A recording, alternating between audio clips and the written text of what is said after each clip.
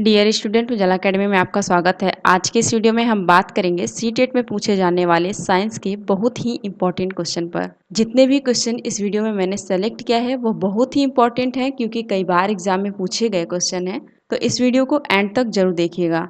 और यदि आपका सीटेट 1-2 नंबर से हर बार रह जा रहा है तो इस बार ऐसा नहीं होगा। क्योंकि जितने भी इम्पोर्टेंट क्वेश्चन है वो मैं अपने सीरीज में बैक टू बैक लेकर आ रही हूँ। तो बस आपको करना क्या है, पूरी वीडियो को जरूर देखना है और समझना है, ठीक है। और मैं उम्मीद करती हूँ कि आप मेरी पिछली वीडियोस को भी देख लिए होंगे। यदि नहीं देखे हैं तो चैनल पर जाकर उसे देख लें सबसे पहले, ताकि आपका कोई कन्फ्यूजन ना रह जाए और कोई क्वेश्चन छूट ना पाए एग्जाम में। और यदि चैनल पर नए हैं तो चैनल को सब्सक्राइब कर लें और बेल आइकन को भी प्रेस कर लें, ताकि मेरा हर एक वीडियो आप तक पहुँचता रहे और आपकी तैयारी बेहतरीन होती रहे। देखिए, जो क्वेश्चन नंबर 1 से 15 तक था वो मैं पार्ट 1 में पढ़ा चुकी हूँ, तो उसे एक बार जरूर चेकआउट करिएगा। और रही बात अब 16 से 30 तक का, तो इस वीडियो में हम देखेंगे, जो कि बहुत ही इम्पोर्टेंट और सेलेक्टेड क्वेश्चन है, आपके एग्जाम में ज़रूर देखने को मिलेंगे। तो ध्यान से देखते चलिएगा और एक काम और करेंगे, आप आंसर भी करते चलेंगे साथ में, ठीक है। देखिए, क्वेश्चन नंबर 16 है, निम्नलिखित में से कौन सा ऊर्जा का स्रोत नहीं है। ऊर्जा का स्रोत नहीं है, उसके बारे में बात की जा रही है। यहाँ पर आपके सामने ऑप्शन दिया गया है प्रोटीन, वसा, विटामिन, कार्बोहाइड्रेट। इसमें से हमें बताना है कौन सा ऊर्जा का स्रोत नहीं है, किससे ऊर्जा नहीं मिलती। देखिए, जितने लोग भी आंसर कर रहे हैं या फिर आंसर कर पा रहे हैं, ऑप्शन नंबर सी वो बिल्कुल करेक्ट है, विटामिन। ये विटामिन ऊर्जा का स्रोत नहीं है, याद रखेंगे, यानी कि ऑप्शन नंबर सी इस क्वेश्चन का राइट आंसर हो जाएगा। आगे क्वेश्चन नंबर 17, पौधों में प्रोटीन संश्लेषण के लिए अनिवार्य तत्व है। प्रोटीन संश्लेषण के लिए पौधों में कौन सा अनिवार्य तत्व है, उसकी बात हो रही है। आप आंसर करके बताएंगे कौन सा ऑप्शन करेक्ट है। क्या वो कॉपर हो जाएगा, नाइट्रोजन हो जाएगा, या फिर मैग्नीशियम, लोहा। बताइए, पौधे में प्रोटीन संश्लेषण के लिए अनिवार्य तत्व है, ऐसा कौन सा तत्व है जो प्रोटीन संश्लेषण के लिए पौधों में बहुत ही अनिवार्य है। देखिए, जो पौधों में प्रोटीन संश्लेषण के लिए सबसे अनिवार्य तत्व है वो है नाइट्रोजन, यानी कि ऑप्शन नंबर बी इस क्वेश्चन का राइट आंसर हो जाएगा, नाइट्रोजन। यह प्रोटीन संश्लेषण के लिए बहुत ही अनिवार्य तत्व है, ठीक है। मैं उम्मीद करती हूँ कि आप आंसर करते चल रहे होंगे और वीडियो को लाइक भी कर दिए होंगे। चलिए देख लेते हैं क्वेश्चन नंबर 18। देखिए, क्वेश्चन नंबर 18 है, वास्तविक फल उत्पन्न होते हैं। जो वास्तविक फल होते हैं वो कहाँ से उत्पन्न होते हैं। क्या वो थैलेमस से होते हैं, या फिर पंखुड़ी से उत्पन्न होते हैं, या अंडाशय से उत्पन्न होते हैं, या फिर बाह्य दल से। बताइए, जो वास्तविक फल उत्पन्न होते हैं वह कहाँ से होते हैं। देखिए, जो वास्तविक फल होता है ना, वो उत्पन्न होता है अंडाशय से। कहाँ से उत्पन्न होता है, अंडाशय से। आप याद रखिएगा, वास्तविक फल उत्पन्न होता है अंडाशय से, यानी कि ऑप्शन नंबर सी इस क्वेश्चन का राइट आंसर हो जाएगा। आगे क्वेश्चन नंबर 19, निम्नलिखित में से कौन सा एक प्राकृतिक रेशा नहीं है। इसमें से हमें बताना है कौन सा प्राकृतिक रेशा नहीं है। ऑप्शन है आपके सामने सिल्क, एक्रिलिक, कॉटन, जूट। फटाक से आप लोग बताएंगे प्राकृतिक रेशा इसमें से कौन सा नहीं है। देखिए, जितने लोग भी आंसर कर पा रहे हैं ऑप्शन नंबर बी एक्रिलिक, वो बिल्कुल करेक्ट है। एक्रिलिक एक प्राकृतिक रेशा नहीं है, ठीक है, नहीं है की बात की जा रही है यहाँ पर। आप इसे इंपॉर्टेंट में नोट कर लीजिएगा, बहुत बार एग्जाम में रिपीट किया गया क्वेश्चन है, ठीक है। यानी कि ऑप्शन नंबर बी इस क्वेश्चन का राइट आंसर हो जाएगा, एक्रिलिक। आगे क्वेश्चन नंबर 20, 1 नैनोमीटर बराबर होता है। 1 नैनोमीटर बराबर कितना सेंटीमीटर होता है, उसकी बात की जा रही है यहाँ पर। आपके सामने ऑप्शन दिया गया है 10⁻⁻7 सेमी के, या फिर 10⁻⁻8 सेमी के, या 10⁻⁻6 सेमी के, या फिर 10⁻⁻9 सेमी के। 1 नैनोमीटर किसके बराबर होता है। देखिए, आप आंसर करते, मैं हर बार वीडियो में बताई हूँ, हर एक मोमेंट में बताई हूँ मैं, कि आप आंसर ज़रूर करते चलेगा। ये मैं बार बार इसलिए बोलती हूँ क्योंकि इसमें आपका ही बेनिफिट होने वाला है। अगर आपके क्वेश्चन गलत हो रहे हैं, आंसर गलत हो रहे हैं, आप जो कुछ भी आंसर कर रहे हैं, तो उसमें होपलेस होने वाली कोई बात नहीं है। एक आंसर गलत देंगे, 2 देंगे, तो इससे क्या होगा, आपके अंदर इम्प्रूवमेंट आएगी, आप इम्प्रूव करेंगे। और जब एक ही चीज़ को हम बार बार रिपीट करते हैं ना, तो वो लंबे समय तक हमारे पास रहता है, आप एग्ज़ाम में भी नहीं भूलेंगे। आंसर करते चलिएगा, एक बार गलती होगी, 2 बार गलती होगी, तीसरी बार में करेक्ट होना ही होना है, ठीक है। यहाँ पर किसकी बात की जा रही है, 1 नैनोमीटर किसके बराबर होता है। देखिए जितने लोग भी आंसर कर पा रहे हैं, ऑप्शन नंबर ए वो बिल्कुल करेक्ट है। 10 के पावर -7 सेमी के बराबर 1 नैनोमीटर होता है, ठीक है। यानी कि ऑप्शन नंबर ए इस क्वेश्चन का राइट आंसर हो जाएगा, 10 के पावर -7 सेमी। ओके, आगे क्वेश्चन नंबर 21, नीचे दिया गया कौन सा कथन सही नहीं है। गलत कथन का यानी कि यहाँ पर चुनाव करना है। आपके सामने ऑप्शंस हैं, धमनियों की भित्तियाँ प्रत्यास्थ होती हैं, या फिर सभी धमनियाँ ऑक्सीजन समृद्ध रक्त को ले जाती हैं, या सभी धमनियाँ ऑक्सीजन को हृदय से अन्य भागों में ले जाती हैं, धमनियों की भित्तियाँ मोटी होती हैं। इन चारों ऑप्शन में से हमें गलत कथन का चुनाव करना है, जो करेक्ट ऑप्शन नहीं है। देखिए यहाँ पर जितने लोग भी आंसर कर पा रहे हैं, ऑप्शन नंबर बी वो बिल्कुल करेक्ट हैं। सभी धमनियाँ ऑक्सीजन समृद्ध रक्त को ले जाती हैं, ये कथन बिल्कुल गलत है ना, सभी धमनियाँ नहीं ले जाती हैं।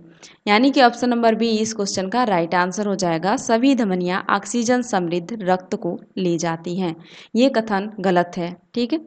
आगे क्वेश्चन नंबर 22, निम्नलिखित में से कौन मिलाने के सही क्रम को निरूपित करता है। मिलान करना है यहाँ पर, इसमें से बताइए कौन सा ऐसा ऑप्शन है जहाँ पर हम इसे मिला देंगे तो वो सही होगा।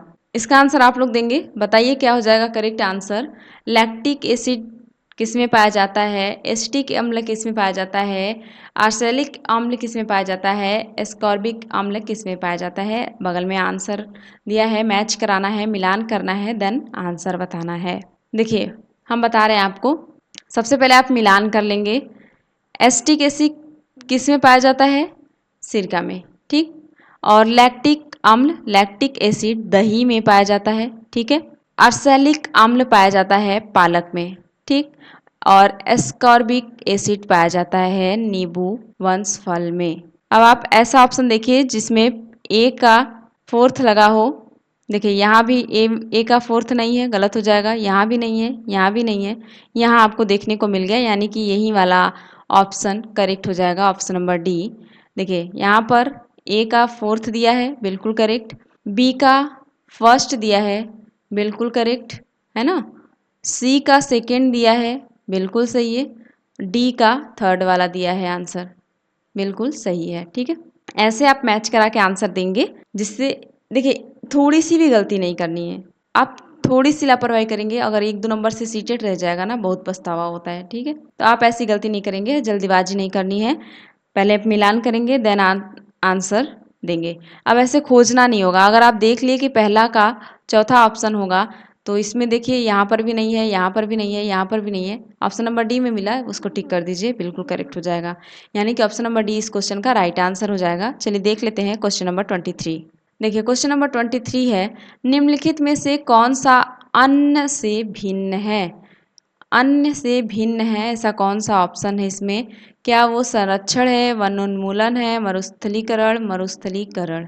बताइए क्या हो जाएगा करेक्ट आंसर। आप एक चीज़ नोटिस कर पा रहे होंगे तो कर पा रहे हो, ऑप्शन रिपीट हो गए यहाँ पर, मरुस्थलीकरण मरुस्थलीकरण है ना, तो उससे कोई लेना देना नहीं है। आप करेक्ट आंसर बताइए, जो इन चारों ऑप्शन से भिन्न हो, ऐसा ऑप्शन का चुनाव करना है हमें। तो देखिए जितने लोग भी आंसर कर पा रहे हैं, ऑप्शन नंबर ए वो बिल्कुल करेक्ट है, संरक्षण, ठीक है। ऑप्शन नंबर ए इस क्वेश्चन का राइट आंसर हो जाएगा, संरक्षण। ये अन्य से, वनोन्मूलन, मरुस्थलीकरण से भिन्न है, ठीक। आगे क्वेश्चन नंबर 24, मछली में क्लोम का कार्य है, जो मछली में गिल पाया जाता है, गिल, उसका कार्य पूछा गया है। यहाँ पर आपके सामने ऑप्शन दिया गया है, जल में अपशिष्टों को उत्सर्जित करना, या फिर वायु से ऑक्सीजन ग्रहण करना, जल में उपस्थित पोषकों को अवशोषित करना, जल में उपस्थित विलेय घुलनशील को ऑक्सीकृत करना। जो गिल्स होता है मछलियों में, उसका कार्य पूछा गया है यहाँ पर। क्या हो जाएगा करेक्ट आंसर बताएंगे आप लोग। देखिए जितने लोग भी आंसर कर पा रहे हैं यहाँ पर, ऑप्शन नंबर डी वो बिल्कुल करेक्ट है, जल में उपस्थित विलेय को ऑक्सीकृत करना, ठीक है। यानी कि ऑप्शन नंबर डी इस क्वेश्चन का राइट आंसर हो जाएगा, गिल का कार्य है ये। आगे क्वेश्चन नंबर 25, निम्नलिखित में से गलत कथन पहचानिए। जो गलत कथन है उसको पहचानना है यहाँ पर। आपके सामने ऑप्शन है CNG का कैलोरी मान, उसमें मान यानी कि डीजल के कैलोरी मान से अधिक होता है, या फिर केरोसिन का कैलोरी मान कोयले के कैलोरी मान से अधिक होता है, या कोयले का कैलोरी मान लकड़ी के कैलोरी मान से अधिक होता है, या फिर बायोगैस का कैलोरी मान LPG के कैलोरी मान से अधिक होता है। मतलब एक गलत कथन बताना है यहाँ पर। क्या हो जाएगा करेक्ट आंसर, आप बताएंगे फटाक से। गलत कथन को पहचानिए फटाक से, क्या है करेक्ट आंसर आप बताएंगे। मैं जितने टाइम देती हूँ ना क्वेश्चन पढ़ने के बाद, आप उतने में आंसर कर दिया करिए, ठीक है। और देन जैसे ही मैं अपना आंसर बताती हूँ और मैच कराइए, अगर आपका आंसर सही है तो ठीक है, अगर नहीं सही है तो आप सही कर लीजिए। देखिए यहाँ पर जितने लोग भी आंसर कर पाए ऑप्शन नंबर डी वो बिल्कुल करेक्ट है।